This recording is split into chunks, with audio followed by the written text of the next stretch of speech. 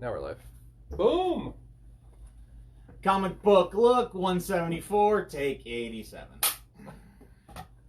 It's getting hard, like trying to really get this down pat. It's a tough routine. I know, and getting this live stuff taken down, but good thing we have this thing where we can like reverse time, and we can go back in time using our DeLorean. That's why, even though we went live 87 other times, this is the first time you're seeing it. Thankfully. The other, it was a doozy. Exactly. I'm going to get that Guinness World Record sports book one of these times. Oh, boy. Well, speaking of world records, actually, I don't really have anything to relate to that, except for comic books were amazing this week, so that's a world record compared to some of the previous weeks we've had. Anyways, good. Comic book look 174, you guys. It's your boy Jonathan Mann, and of course we got Tom, co-CEO, in the building. So just kind of here to talk about comics today. And for all of you fanatics of sports, it's Super Bowl Sunday. Boom! Whoa! Oh, look who it is, John. Sergeant America. Oh, man, Sarge. Yep. Good to have you here, buddy. Yep, I'm here because I know you guys are talking about Super Bowl. Of course, we're looking at the point spread's probably looking at 3 points. I know John is going to start talking about his choice on quarterbacks on this. So if anytime you want to jump in and you just want to start screaming about touchdowns and first base and how many baskets they're going to get, go ahead. I don't know, man. For me, it's just all about getting all the points. Yeah. I don't do sports, so I don't know. Go Chiefs! Tom totally does. Mike's I'm all super about excited for it. No, but I mean, we're having Mike here not to talk about sports. This is the comic book show. Comic book look, we talk about comics, comic culture, and news. So let's talk about it, guys. We are going to talk about new comics. They came out on Wednesday. Everybody saw John's book or John's video already explaining what books came out. So let's talk about which ones we're going to review, folks. What do we got for the people? All right, well, on my side of the world, you guys, Marvel Zombie is in the house. From the X-Men universe, 4 of my 5. Dang! Which is kind of ridiculous. It completely is. Fallen Angels issue 6, New Mutants issue 6, X-Force issue 6, and X-Men issue 5. And I hate not having it be number 6. I hate that so much. And Thor issue 2. So that is what I am reviewing. I can't believe you got 4 X-Men books came out today. Were all 4 of those on the schedule in the back to come out today too? Yeah. Dang, I mean that just is like, that's a huge drop. Yeah. But yeah, once again, the John same complaint of late comics. I love it. It's one of my favorites. Oh my god. How about you, Sarge? What do you got? Of course, I enjoyed my Suicide Squad number 2. Dial H for Hero. Nice. Number 11. Farmhand number 13. And of course, I did a double dip. I think both these were a different week, but Skull Digger and Skeleton Boy. Awesome. Ooh. Some Hellboy stuff. Well, mine was pretty light. I got Protector number 1 from Image Comics, and then I just hit up the dollar wall. So I got Miracle Man 1 through 4 for $4. Yeah. And then I got Monster Hunters, the all-new Monster Hunters from Charlton Comics. I know I'm gonna love this. Running through that one, and then I just went with this cool cover with Superman, Man of Steel. This looks like something that's I'm not gonna care that much about, but it's from 1986. 1986 Superman and Batman. It'll be fun to go through, but I will be reviewing Protector number 1. Heck yeah. Yeah. So boys, who wants to start us off on our comic talk? All right. Yeah, the new guy. The new guy. New guy. Hey, tell us.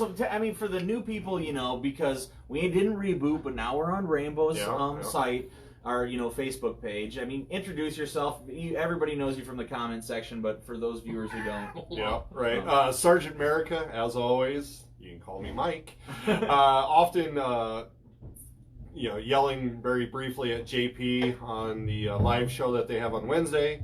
And otherwise, you can find me in Sioux Falls at 41st and Louise, screaming that the end is near. So I think that's pretty much been it. That So, was you. All right. yeah. Otherwise, spitting out very rare videos on YouTube, but Celebrity. Yep. Yep. So Dial H, I really enjoyed mainly for the Quinones art.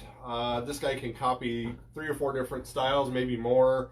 I love seeing him split into a little Kirby, a little of his own style.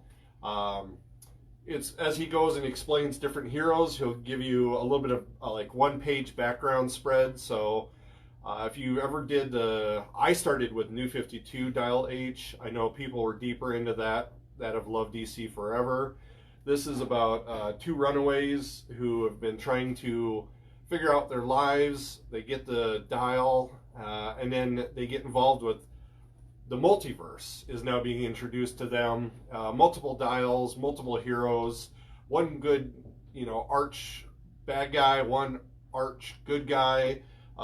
They're trying to figure out who to side with, and so It's just been wonderful. As you can see, the split of the mini Supermen, or Miguel is our hero, so he's the Super Miguels. That is a tour de force for art. Are you kidding me? Just Yes. flipping through that to have one person. Let's actually show a little bit. So I mean, right away, what he's talking about is it looks like this is Matt Kent or Jeff Lemire or some indie artist, Dick Brown, and then the same person is on the next page giving us this. We're talking 70s, Silver Age, classic shot. Yeah. And then it goes into just everyday modern comics that you would see everywhere that has like an actual style and execution. Whoa, that's really, really cool. And for the writer to break that down and then to have an artist of that caliber do that, that's a really cool book that, definitely flew under my radar. Yeah, so I would definitely say pick them back up. Rainbow has tons of them. This is basically the best series I've at. 12-issue maxi run, so we're getting to the end. That's really cool. Yep. All right, John, you want to jump us off with the X-Men? I'll jump right in here. So, you guys, X-Men issue 5, Jay Hickman on the 1s and 2s. It's been going well. It's been a lot of fun. So, first of all, opening page, I was so not surprised to see Cyclops whining about something. Because you can hear that X-Men 90s voice. What the hell was I thinking? What have I done? All right. No, I'm just kidding. This is a great issue, you guys. It is completely strange. It's the weirdest thing ever. I personally loved the art regarding showing the inside of the vault. I thought that was just really visual and pretty. But ultimately, you guys, a ton of characters, including my boy Sync from from Generation X is alive, which is super exciting. Oh, that's not him, that's him. But it's just so exciting to me, but at the same time, almost underwhelming in a way. Oh, really? Because in some of the other books too, like Fallen Angels, I'll have another one. That you see a lot of characters lifted up, but then it's basically like they're being sent on various errands, and that's it. You know what I mean? And it's like, for me, I just kind of wanted some more. Like, instead of, yes, I'm still alive, and blah, blah, blah. So I'm hoping that there's going to be some more substance coming up in future issues surrounding some of those other characters. But just watching Xavier work his magic, the whole thing still feels creepy and diabolical. I blame the helmet. It's not a fashion statement. It's not.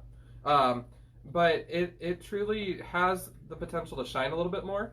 But ultimately, wasn't overall my most favorite issue so far. But it's still strong. It's still fun. And there's some really cool moments in here too, so I'm excited about that. One other character nod is definitely Armor on the cover. Love seeing her just out and about with the main team, just holding her own, because she has been kind of the new kid in the class for a minute. So I don't know, like I would give this one probably a 3 out of 6 beers, just with wanting more. Sure. So. Yeah.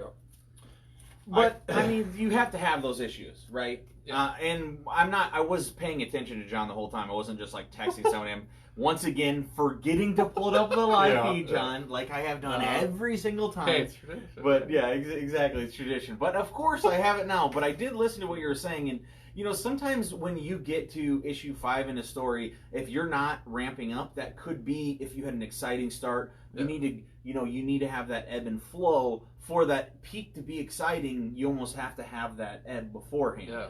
And so, maybe that's what he's doing. I think Hickman, is next level when he writes. But a lot of times I found out that he, as much as you think he thought everything through, he J.J. Abrams it a little bit and is like, no, I have the best start ever. And then it's like, Lost is amazing. These writers know exactly what's going to happen. And it's like, clearly no one knew anything. And so that can happen a little bit. Hopefully it's not going that direction. and it's going to, just be one of those ebbs, so then the next one is going to be a peak for you. And it was interesting. I've only been watching other people's shows, your guys' shows, other people's coverage of it. I picked up 5, read it. Yeah, it's a little bit of a loss. It's just kind of like flipping open Moby Dick in the middle and just start reading it. Yeah, you can't. Yeah, it was, knowing some about X-Men in the past, I was like, oh yeah, I know this person. It doesn't make sense, or I even started asking you questions about different things, and you're like, well, no, maybe. And as we were going on, I'm just like, you just read it, enjoy it, flow with it. It was just wild and weird. So I at least would say that it's at least interesting for anybody who were to get into it like right now. But then, I would definitely go back and look. I'm definitely going to read the old issues to get caught up and enjoy. Exactly. And I mean, if you're interested in this stuff, that you're just picking this up because you've always read X-Men and haven't read Hickman in the past, I mean, you need to go start exploring some of the other books he's done, because the guy is next level. Yeah. I mean, I really do think he's one of the best, in my opinion. So yeah. All right. Well, I'll jump right in. Did we get beer ratings from either of you guys? Yes. I did 3. Yeah. Like I said, this one for me is a 6 then. Oh, just nice. because of On Super Bowl Sunday? On Super Bowl Sunday. The artwork, of course, is really what pushes the whole thing. The story is good enough that I've decided to keep going with it. It's not the most exciting series. If you're a Dial H fan, it is very good. I just got a lot of questions about it, and hopefully it all wraps up in 12. So. Well, yeah, and but I mean, can't get better than that, right, guys? Yeah. All right, so we got here Protector #1, Image Comics. You got this beautiful James Stokoe cover, which actually is the reason I bought it, and so I'm not looking to get into a new series at all, but I seriously love James Stokoe. As you can see, like, from Aliens, or I have 2 copies of Sullivan Sluggers, the infamous Kickstarter project that he asked to have his name removed off of. I'm a big super fan. Why did he want it removed? Because it turned out that the other guy who he was doing it with, Mark Andrew Smith, ended up not being able to deliver. He had a tier that said, everybody gets free shipping. Yeah. Everybody bought in. He didn't take into account how much shipping would cost for international. Yeah. And everybody was domestic, it was fine. Ended up being about, a large percentage of his backers were international. Yeah. And the shipping cost, went from 100% to 10,000%. And he wasn't able to deliver. And because James Stokoe was just a gun for hire on that. He was just a gun for hire, and did this amazing book, but it is infamous. And so I don't know. I'm into that kind of stuff. So I love this cover. He has these details that are just so cool. But he doesn't do the art. But in turn, the art ended up being really, really well, and it was stylistic indie art. But Protector #1. So we have. Written by Simon Roy, Daniel Benson, drawn by Artem Trakhanov, colored by Jason Wardy, and lettered by Hassan Ostaman Elehu. Probably butchered that last one for sure. And then covered by James Stokoe. So what we got here is Protector #1. It starts off and you think it's like this ancient cave world of tribes, and then you kind of like find out that it's actually a future tale, and the things have gone bad for Earth, and it has a lot of like Star Wars, The Force Awakens, because there's like a Rey-like character, this slave who is like running around, and she falls into like this old abandoned ship, and it looks like an old submarine though, and then there's like these different people, and she's hurt, and people are after her, and so it was very similar to that, but it ended up being very good storytelling, and to the point that then there's like the surprise happens. So once she's going to the submarine, you're like, oh, there's weird technology, they're past that, this is like post-apocalyptic, maybe on another world. And then she finds this thing that looks like an astronaut, but I don't know if it's an underworld something or another. and she wipes off the arm, and it says NATO in like a NASA thing. So then you're like, oh, okay, so this is Earth, and you know, NATO came together and had a space program and whatever else. And then it kind of builds this world, but there's a lot of slang and jargon for like divas, and I don't know, it's like a group of people that they call their healers. I don't know. There's a lot of world building in this Protector #1, but clearly the Protector is this thing that had the NATO thing on it because it comes back alive and saves this slave-like girl. So it was a really good start, and then I was thinking, oh man, this has to be like really, really deep, because it's confusing even at times, trying to get into the story of figuring out where, why, and maybe that's a really good thing if you read it as a whole overarching story. Thinking that this would have to be a long run, it was daunting for me to be like, maybe I don't want to go into this. But then I wanted to see who the art was at the end, because I loved it. Definitely by the end of it, the art was probably one of my favorite part. And it said that it was issue 105. So since it is only 5, maybe I will give it a go. And it'll be okay. But yeah, so that's what we got. Protector #1, Image Comics. I definitely would give it a 4 out of 6 beers. So definitely good. A lot of room to grow. Hopefully they can figure this out in 5 issues, and I think I will hold on. I'll give you a little look at the art. It's very like I don't even know. It's like some take on what's the guy who did Hellboy and like kind of like, I don't know, really stylistic. Like Mignola? Yeah, like Mignola mixed with like when Jeff Lemire's own art. So like that kind of like edgy part of Mignola, but then like that edgy structured like Mignola, but then you guys will flip through it. But then also like an indie-esque artist style like Jeff Lemire's own or even Stocco, the guy who did the cover. So yeah, definitely 4 out of 6 beers, and check it out. Well, and I know when you say it's 1 of 5, I also know that sales can make a big difference. That blows it out of the water. They can decide, well, then chapter 2 or chapter 3, and just keep going that way. But hopefully, by them having 1 out of 5, they will say, "Oh, this is, we have this story to tell with these 5."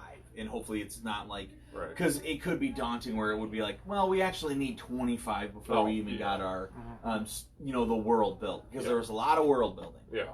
So yeah, who knows? I'm excited to check it out more. All right. Well, speaking of world building, this issue was not that.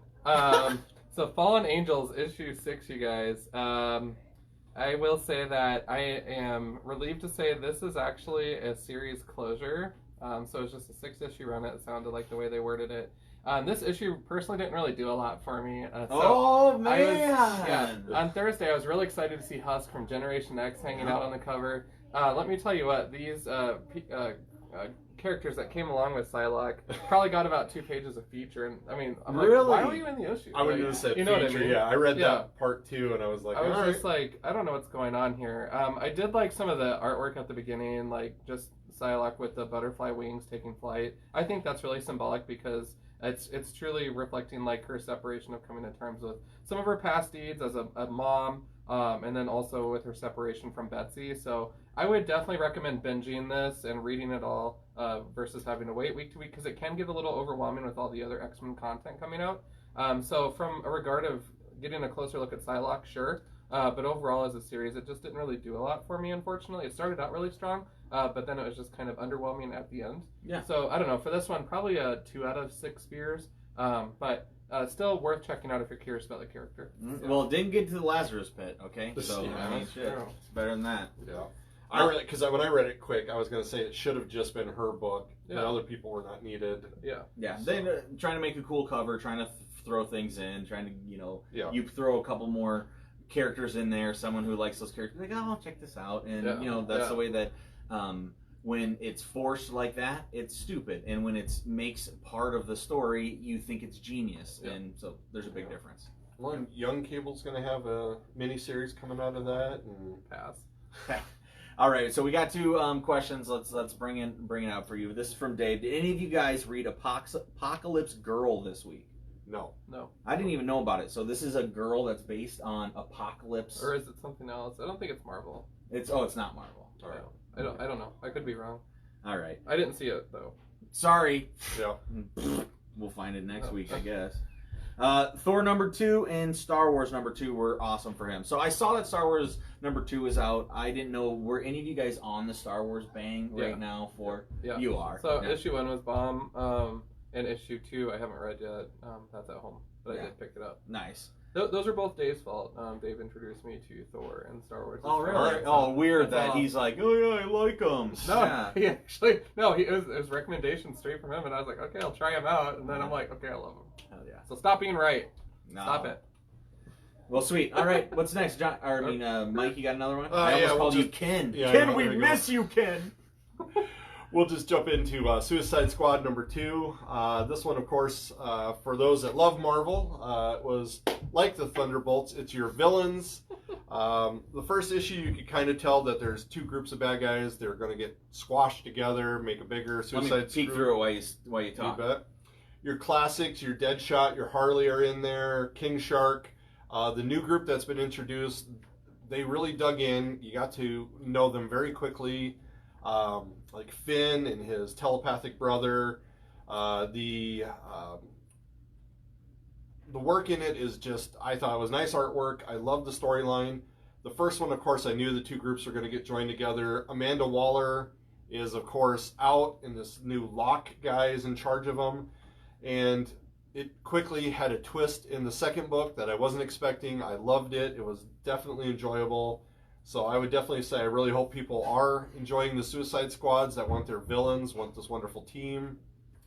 And this is, yeah, it was a definite solid 4.5, 5. Whoa, you're gonna have you're gonna be behaving today during and after the game if you keep up with these positive ratings. Pop of these. Yeah, and I'm just noticing on your pile, and John, you can jump in and review, but how is that Rob Guillory book? If you like Chew, Farmhand. I mean, it is, to me, it's exactly the same. I don't know how much, I'm trying to think what the writer of John Layman. John Layman. I've not seen a lot of his stuff that's excited me, because Leviathan, I think, was a big one that he did, and it wasn't crazy. But because of the artwork, of course, that's, you know, all exactly like you would see in Chew, I would say this is solid, because this one is number 13. You know, you quickly want to go back, grab them all. This easily could just be an extended part of the Chew universe. The humor is exactly the same, in my opinion. The long storylines with, you know, certain things wrapping in seem to be there. So I don't know how much each of them were involved, but it seems like a lot of it was Layman, and I was sold on this immediately. So yeah, and I think what's really cool with this is, you know, I think, you know, Rob Guillory came in as a cartoonist on Chew and learned how to write a 60-issue, you know, series, because that's what like Chew did, you know. So Layman probably had the chops more as a writer to come in. As he's writing all this stuff for Layman, he's probably picking up at all this stuff. I know they worked really closely by the end of it, like designing.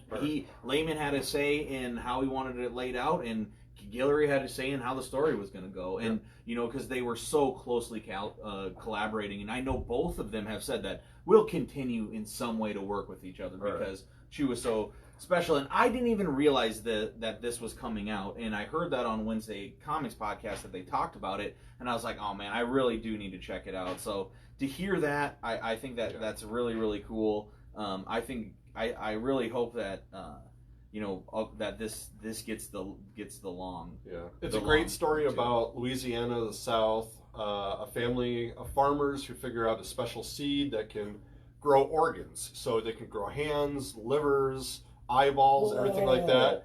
Yep, and they get them transplanted. Now they found that there's a secondary issue where people are getting green veins through their neck. They're sprouting flowers, or a branch will come out. So there's something wrong with the flower aspect of it, and so that's where it goes off. And so I mean, yeah, it's so much Chew. Yeah, that's exactly, that could be right in the, you're right in the Chew world growing. You know, Chew was whatever he ate, he could see the history of that thing all the way back until as far as it went. you know, and then to be growing limbs, you know. So Yeah. the thing would have to like bite a dead person, Yes, you know, yep. to see what was going on. Yeah. So that's very, very funny. Yeah. Very cool. Awesome. Well, since you kind of talked about it, you better give it a rank too. Oh yeah. A definite 5. I know. I still feel there's a little bit of growth in there, but I mean, like I said, if you're Chew fan, Farmhand seems to fit exactly right in there. Like you, is a continuation in a sense. It is a spin-off. It is exactly what you want when you're missing Chew. Awesome. A little supplement. Yeah. Little supplement. All right. Perfect. Continuing on the Marvel train, you guys. New Mutants issue 6. So interesting thing. First of all, backing up though, I was about to say something about this on Twitter, but that tweet about Wednesday Comics and the comic book look, the time continuum. Oh yeah. That was a lot of fun. Fill me in. Let me know what's the breakdown. What was it like when we? I said if you guys have ever tussled. A turf war. Yeah, or over like turf that. war. Yeah. Yeah. Invisible book. And Wednesday Comics, do remember Sergeant America did give us the bell. Yeah. So that's actually. We're coming for you. And we're definitely. I was gonna say I'm definitely bigger than Marvin. You know, I'm bigger than all you guys for sure. But Alex is pretty tall and Garrett's kind of looks strong. So I don't know. Maybe it would be an even match. Yeah. But we do love Wednesday Comics, seriously. Yeah. But I love that tweet. I thought that was hilarious. Anywho, Marvel New Mutants issue 6. What were you gonna say? No. You go. All right. Overall, you guys, this issue got so much flack on Twitter from the people that I'm connected with. Oh, really? They felt like it was a throwaway issue, blah, blah, blah. This was probably one of the most enjoyable issues so far. And I love the Imperial Guard, the Shi'ar that's interacting with the other group that's in space. So this book hops back and forth between the two settings. And I kind of like that. I love this cover. They're on a porch and the house is on fire. Herman Glob is just hanging out. Boom, boom. Armor, of course. And then the kiddos. But it's just been so enjoyable, you guys. Like, I would recommend New Mutants for sure, just because it is quirky, it is weird. It has that perfect balance of legacy characters mixed with the new ones. So, ultimately, the interesting thing with it are going to be these two kiddo characters, and I am awful on names right now, but they basically are able to morph how people feel. And so, they get a lesson in ethics about when not to use their powers from Herman Glob. About, hey, instead of having them kill each other, why didn't you just make them think they were our friends or something? And the kids were like, oh, sorry. You know, so it's just kind of a learning moment. Very strange array of characters in this, and that's kind of why I like it. Yeah. So ultimately, it was enjoyable. It was down to earth. It was scaled back. They were challenged, and it wasn't overpowered or anything like that. So I was encouraged by that, and I love seeing Tabitha Boom Boom Meltdown, whatever she's going by these days. Love seeing her back in the books, too. So was Armor in that issue? Armor actually, or was she just on the cover? Was nope, she was right there. Okay. So she had an inhibitor color on. Yep. What do you think of the Wolverine factor of this then? For she was just in this book. She was in that book. Oh yeah, the multiple cameos. I don't know. I'm so used to it now, by Marvel, especially with like Spider-Man and Wolverine. X-23 was also in 2-year books that I just read. Well, okay. I read 3-year books and I just see people jumping from But one. they have gates that get you from A to B. Yeah. So that makes it okay. Okay. Not with me. And just they can all with me. They can all take the time. Yeah. You know, they're just a different week. All of the stuff in New Mutants took place in one week. It's a good point. It's a great point. Except for they all come out the same week. They totally come out the the same Wolverine week. factor. Yeah, the Wolverine factor. Yeah, that's true. Well, one thing about New Mutants that is cool is like it is like the young, fresh take. So no one's like ever as serious as like the main core group. Or if they are serious, it's like kind of serious in like a more angsty, you know, I don't know, way that I enjoy reading more. Right. I've always liked New Mutants and loved it. So I mean, I'm glad you're still picking it up. And as far as X-23 being and everything. Yeah, man, it's comic books, Mike. This is your first week picking up. This is your first Wednesday, bro. I mean, what happened on the cover was not in the book. Yeah. That was one of my biggest pet peeves when I first started collecting. Right. And it's like, oh man, this character was in the issue.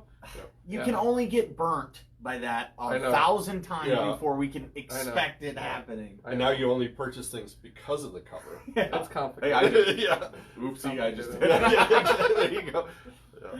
Oh shoot! Oh yeah. All right. What else we got? Let's get another. Oh, did you get a beer rating on that one? No, you didn't. I cut them off before that. 4. No, that's 4 out of 6. Yeah. It's good. I'm greedy. All I'm right. not even watching the game today. Just to say, I picked up Yosogia Jumbo. I know All right. Of course, this is the free one because I take my daughter there every time, and the Rainbow Comics is great about how they treat her there. And but I do get her at least one so that she can not terrorize the other comics.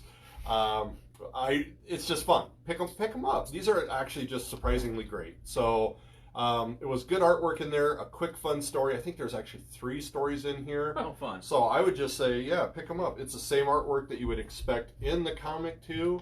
Yeah, it looks like it's from the Halloween giveaway, and Yep. that's really. You're so right, though, Mike. My. Oh, nice. But otherwise, yeah, just some fun artwork in here. Yeah, there's lots of good stuff in there. So pick up your free one, buy a bunch of others. Yeah. You know, that's what I do. I give one to be destroyed.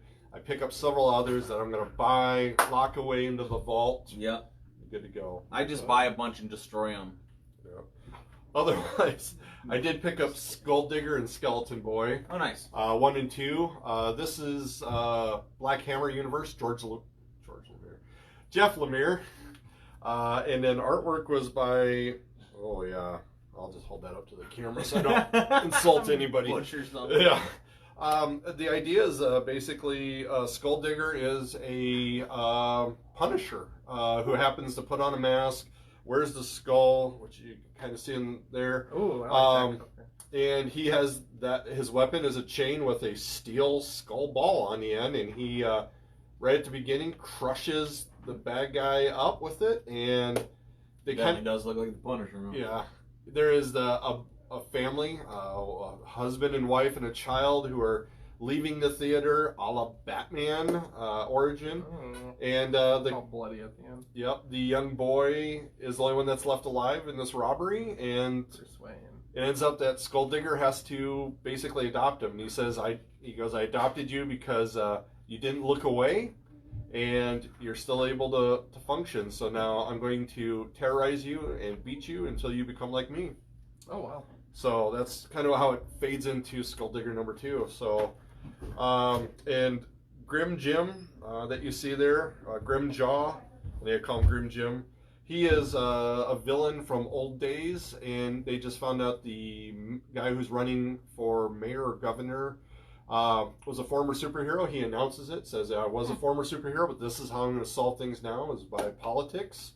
And so the bad guy gets out and says, let's do this. Let's do the good guy, bad guy battles. So, yeah, awesome. yeah, it was, I liked the artwork. It was enjoyable. It was definitely an intense and fun storyline, so I decided, yeah, let's go for it. And because I was able to pick up 2 of them right away, it hooked me. How, do you read Black Hammer? No, I do not. Yeah, so do you feel like you're missing out on anything? No, I do not, because Black Hammer, well, actually I should say, I did not pick up the single issues. I was able to get trades. The story of Black Hammer is a bunch of superheroes that get pulled out of the universe to somewhere else, and they have to figure out why they're somewhere else, lost kind of thing. This one is like the universe that they left. So this is, everybody knows that those heroes are gone. New heroes need to stand in their place. Skull Digger is just a mean guy who's doing it, and interesting. Yeah, so it was good. It was a 3 out of 6. Oh. Sick. So I just can't get over the fact that there was blood on the skull afterwards. So you don't yeah. see that often. You No. know what I mean? Like so many shows where it's like a sword goes through, someone comes out sterling silver. And it's like. But it is that Dark Horse comic, so they get to do so it. they get to push it a little bit more on that blood. So it's the spectrum. I mean, not for everybody. For everybody. Ain't that the truth? Good job, Dark Horse. All right. Well, speaking of that, X-Force issue 6, you guys. This one also got a lot of flack as kind of people are like, what are you doing to my favorite character, Beast? And I kind of sat back. I read this. I sat back and I was like, this is awesome. It was a holy crap book. Not as much as the next one's gonna be, but Thor number 2. This one was terrific. It opens up. It talks about how he's the conductor of X-Force, and he's always 5 steps ahead. And he goes and compares people's actions to various instruments, which I thought was a lot of fun. So it was just Jubilee wasn't in there. That's not Jubilee. That's Sage. Oh my goodness! I know. I'm so out of it. I know. Yellow Jacket. Yeah, headline. Yellow Jacket it had to be. So it was a lot of fun. This one they basically prevented an assassination or a kidnapping on the president of Terra Verde, and it ends up that the president's son is involved with this group of scientists that made themselves into plant people. And needless to say, Beast at the end decided to make the president's son into a mindless vegetable. What? To remove the condition because it was the least of the 4 cruel options. All right. Damn. And it's very dark. He also told Jean during battle, "Okay, Jean, do you know what you have? You know what you have to do." And she basically killed them, and he says, "Thank you, Jean. You did the right thing." So it's very dark, and then she at the end goes, "Don't patronize me," which is awesome. XForce coming at it, man. Yeah. Keeping true to that title. So it was, it was definitely a little dark. Sometimes a little wrong makes a greater right. Sometimes bold decisions must be made, and bold decisions are never made by a committee. That's why XForce exists. Dang. That's So crazy. it was dark, you guys. So this one definitely gets the 6-pack for sure. I enjoyed that. I enjoyed that so much. So if you guys aren't checking it out, I highly recommend it. It is so fun. Dude, that's really cool, Yeah. man. I mean, that's just taking it to the, it's going hardcore. Yeah. Going hardcore. That's So, awesome. talking hardcore. Yeah. Hardcore, talking hardcore. Thor 2, you guys. It is very gruesome. It is basically Thor is the Herald of Galactus. Is how issue 1 ended. Yep. And when you see moments like Galactus, that opens up, he's missing an arm. We remember that from the last time. But then Thor literally throws his hammer and blows off 2 of his fingers. Yep. Oh, Facts. Followed by his leg. What? Oh. So, I mean, this book, he basically is like, this world is not going to die, and Galactus is like, bro, I gotta eat. Sorry. So then Thor does a bridge and gets all the citizens off of there and gets them to Asgard so that Galactus can feed. Because he's like, no one's going to die for you. So Thor is by far a super defiant Is he the herald. worst herald ever? Yeah. And just totally, and now Asgard's like littered with all these refugees and stuff. Thori, the dog, offers to get the crowd down to a manageable size with teeth and what's his name? I'm always forgetting That's his the name. fat guy, Yeah. Volstagg. Volstagg. He's such The a legend. voluptuous. Yeah. But he's just like, no, please don't do that. So it's just this love-hate relationship between Galactus. And of course, your boy Beta Ray Bill shows up at the end and says, Thor, don't make me have to go through you to talk to your master. So it's one of those series, you guys, I have been blown away so far. I know we're 2 issues in, and I'm a total Galactus groupie, but totally recommend it. 7 out of 6 beers for sure. I will buy Galactus a beer because he needs it. He's in rough looking shape. Nice, man. That's awesome. Got startled by Tom's pet. Oh, yeah, don't worry. We have a little snake running around, slithering around here. My little snake Linus. Excellent. Yeah. Well, before, I don't know if Mikey had anything else to talk about, no. but I was just going to jump in. I talked about how I got these Miracle Mans. Yeah. When these Miracle Mans came out, I wanted to buy them because they looked so cool. And then when was it? 2014. But it was in 2014. It was $6 a comic, $5.99, Yeah. and I was like, man, I'm just, especially 2014. That's when, if you go watch those comic book looks, I was probably ride the line on on $2.99. Like the DC and stuff like that. So I didn't, but now I'm really stoked that Rainbow Comics has that dollar wall. I'm getting $5 off, $5 off, $5 off, $5 off. I should have waited. So I'm pretty sure I got issue 1 at the time of. Yeah, of course. Yeah. It was a big deal. Yeah. So yeah. But yeah, anyway, I think I was just throwing it out to Rainbow and that dollar wall, and our boy John putting up these cool kind of comics that you can get a little run on. So Yep. All right, but yeah. The Flash episode. So do you got all your books done too, John? Yeah. All right. Anything else in comic book news that you guys have seen or heard, or anything cool coming up? I've been really eyeballing this. Yes, that's like a thank you note that Jenna wrote my daughter Mabel for her play. All right. That's amazing. Yes. Shout out to my family, yo! Shout out. That's awesome. Awesome. Well, go Chiefs, guys! I'm really excited for the rest of the day. I gotta go help my wife. She's doing pork shoulder. We got keg chicken coming. Bunch of other snacks. bunch of people and kids are going to be roaming around my house, so it's going to be a party. It's going to be a He's fun got to time. kick us out first. Yeah, and I got to get my nerd friends out of Yep. here, get my Yep. Sportos in. Yep. You know. Go sports. All the points. All the points. Go team. I'm cheering for the Twins today. Yeah. God damn, I love you, John. So much. Go That is why I Twins! love you. Woo! All right. Well, I think that's it then, John. And hey, Sarge, it was great to have you back. You know, whenever Sarge can make it on Sunday, I'm sure he'll be able to try to swing in. Yep. And you know, I'm sure you'll see the likes of maybe a Ken or maybe a Skylar popping in here now. But if not, we just know that John will hold it down for all of us when we don't make it. Yeah. So Do my best. Do my best. we love it, man. Cool. So, yeah. Well, you guys enjoy the game today. Seriously, I know that it's going to be an intense soccer game, so you do you. We're all fans about something. I'm personally going to play Warcraft 3, but you guys know the drill is always keep it comics for sure, man. Give them a boom. Footy ball, boom! Yay! See ya. Bravos. Go Chiefs. Go Chiefs. Go Chiefs. All the points. Go Chiefs. Go Chiefs!